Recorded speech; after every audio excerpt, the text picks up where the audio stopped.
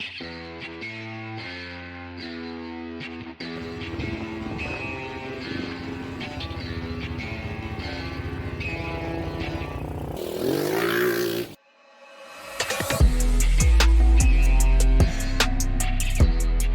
so today we are gonna start the tear down of the old pistons. I'm not gonna completely tear them down, it's not necessary, but I am pulling rings and cleaning. These pistons are pretty dirty. The motor sat for like a year and a half and had water in it, so these are going to be a little bit to clean.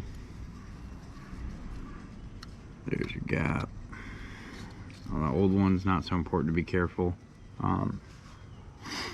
Let's see if you can see this.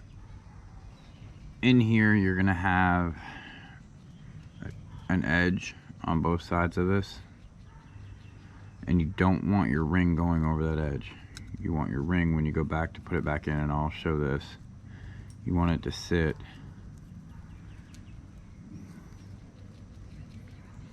if I can get it to sit, you want it to sit similar to that.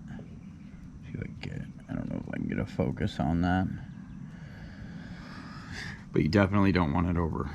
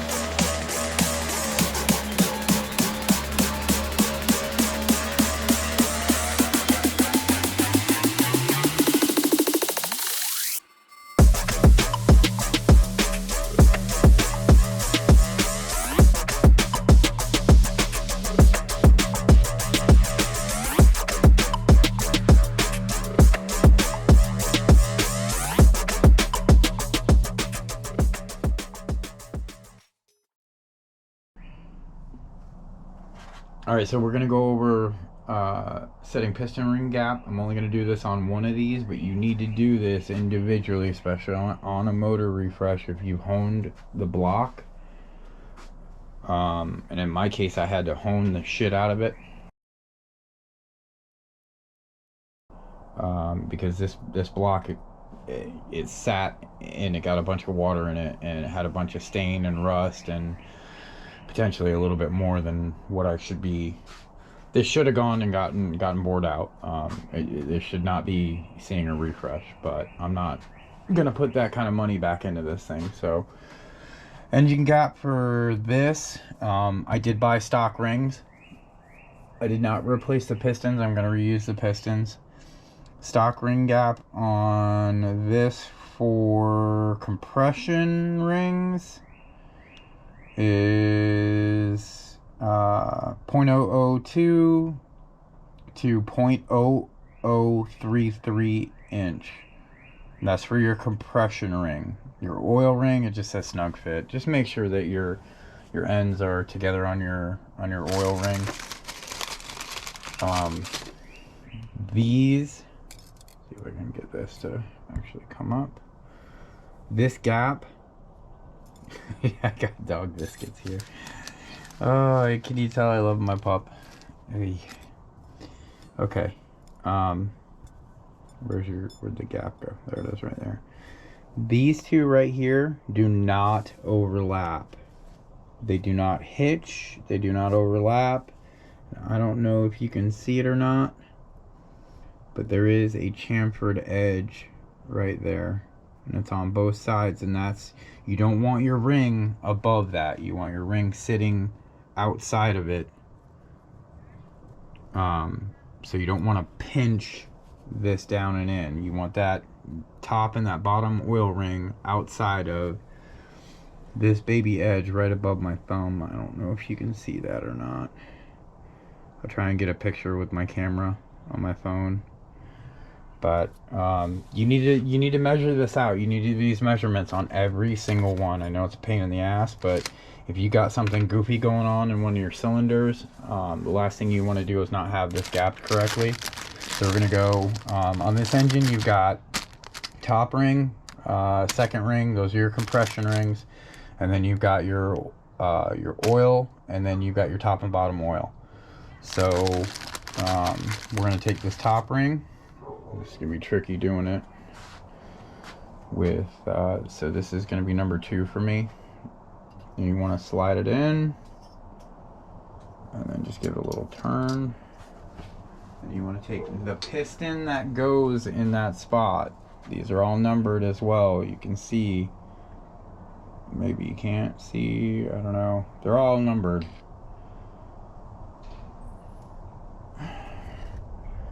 You can't see it on that one.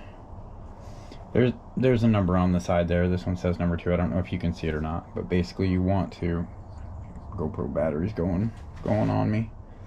I'm gonna stick this down about an inch, get it nice and flat. Make sure that ring is in there nice and flat. I don't know if you can see that. Yes, you can.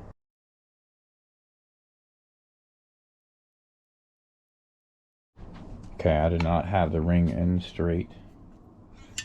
And so now we are, let's see if I can get down there a little bit better. We are exactly at 024 on this one, so this one's fine. You can actually see, we're at, I've got 025 sitting here, and it's a little tiny bit loose, but we're good. We're good on this one. And you just want to kind of do that on each ring, top, bottom. The oil one I wouldn't worry about so much. They're going to be pretty well set. Just make sure that center collection point isn't, that center ring on the oil ring isn't overlapping, and you'll be good. One last thing before I move on. Where is that ring at?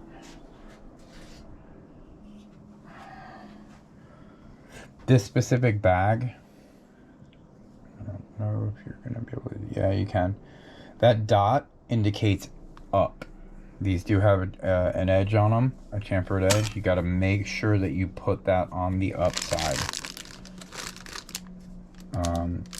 And if you end up pulling multiple of these out, second ring versus the first ring. First ring has the silver outside. Second ring does not. Just in case you get lost on where you're at. Okay, time to put the pistons in.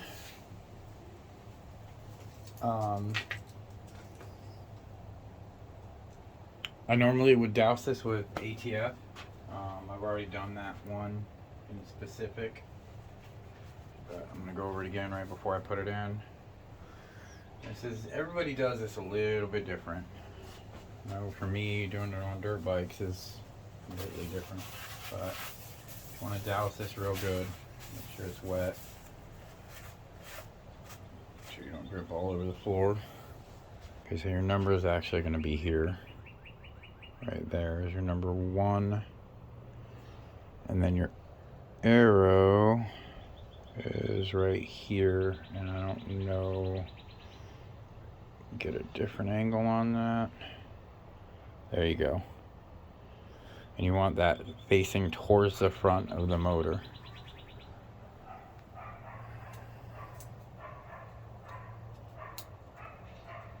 Okay, and I'm gonna go ahead and hit pause, and I'm gonna wrap this and get it ready to put it in. Alright, so I did get these in trans fluid before I put the retainer on for the rings, and this is where it gets fun.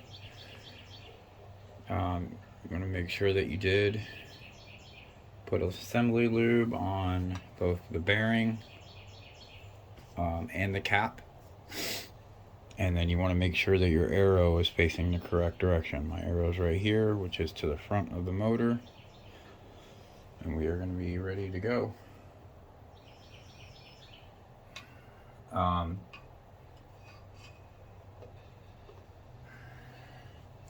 The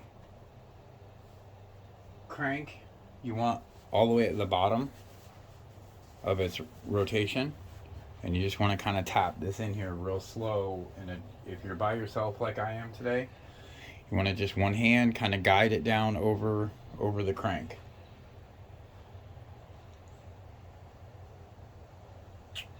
Where's my mallet? We're gonna see. I really should be wearing gloves. This stuff is razor sharp. So if you move, or so if you you slip it all, like when you're tightening that down, you're gonna cut the crap out of your hand. So be very, very careful. This one looks like it went on good. You want all these edges to kind of be as straight as you can get them. And let me move my trans fluid out of the way. All I do was put my trans fluid in a little baby Tupperware dish, and then you soak the head in it before you put it in the retainer.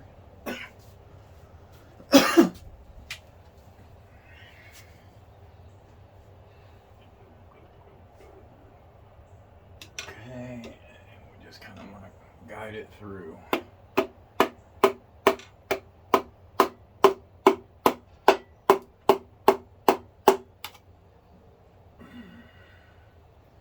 You start getting a lot of resistance, stop, start over again.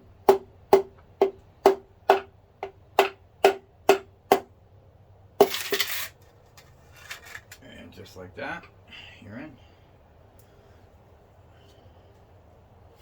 Take that, set it over there, get the rag, clean up, spill the monster.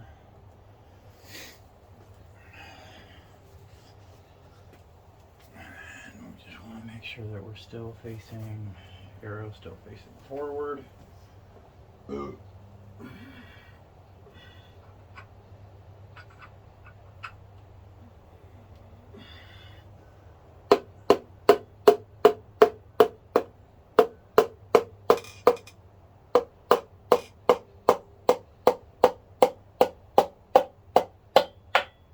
That's it.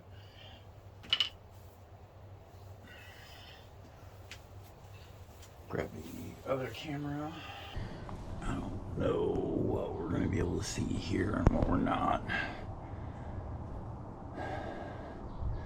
As you can see, I just basically was guiding with this right hand so that we didn't scratch the crank any more than it already was.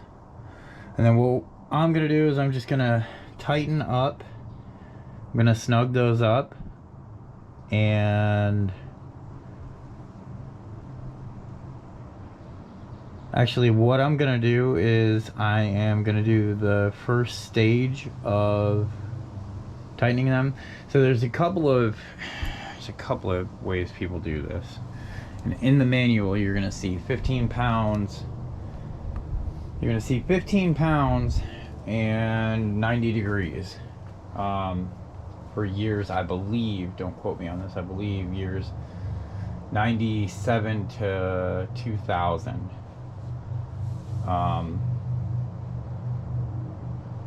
But you're also going to see, I think it was 18 and 25 pounds. I'm going to simply go by 18 and 25. So basically what I'm going to do is I'm going to go to 18 on all of these while they're being put in.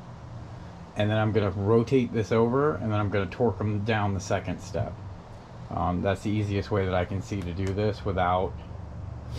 I would rather that all of them are in before they get the final torque. So, again, people do this completely different. So, that's just the way that I'm going to do it. I'm only going to show one of these the next time that the camera comes back. I am going to... you'll see all the pistons will be in, and we'll be doing the final torque. All the pistons are in. We're going to go ahead and torque these down. We're going to start with the metal ones and work our way out. The first round I put them at 15 pounds. This round I'm going to take them up to 25.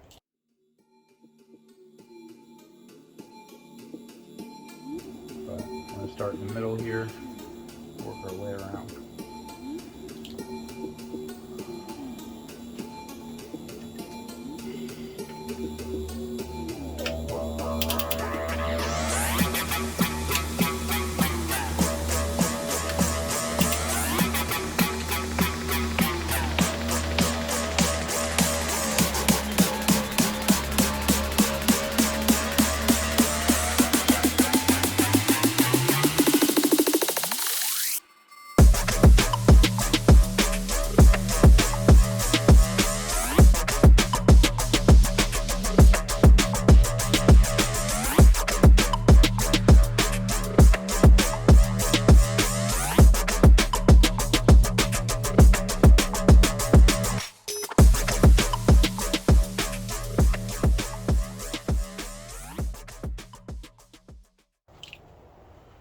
seems to be doing what it's supposed to be doing.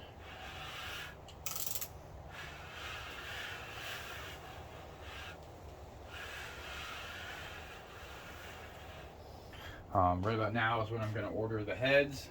I'm going to just get new heads. The block, I already checked it, is still flat. Yeah, so we'll definitely see you next time. I'm just going to remind everybody I'm not a pro. I'm not an ASC certified mechanic. I'm just a husband and a father who's out in the garage learning something. So with that being said, get out in the garage and learn something. We'll see you next time.